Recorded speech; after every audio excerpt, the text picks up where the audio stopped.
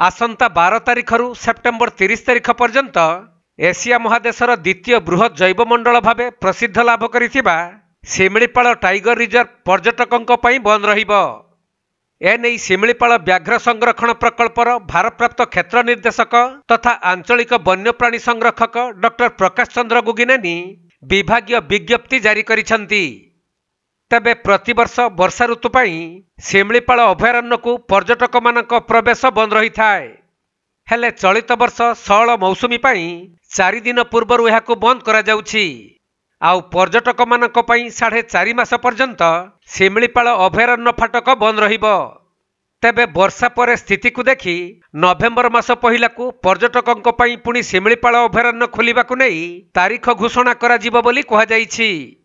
हेले शिमिलीपाल अभयारण्य मध्य थिबा जामुआणी, गोड़गुड़िया, कुमारी, बरहीपाणी और रामतीर्थ इको टूरिज्म रे पर्यटकों रहणी समेत पर्यटन पाई खोला रहिबो बोली सूचना प्रदान करा जाइछि। तेबे साधारणतः वर्षा ऋतु रे अभयारण्यर रास्ताघाट धुई जाई विपद संकुल अवस्था रही थाए। तेणु पर्यटक मानक सुरक्षा दृष्टि एही सामयिक बंद करा जाई थाए। आउ एही समय मध्यरे अभयारण्य भितरे रास्ता समेत विभिन्न भित्तिभूमिर मरामती मध्य होई थाए।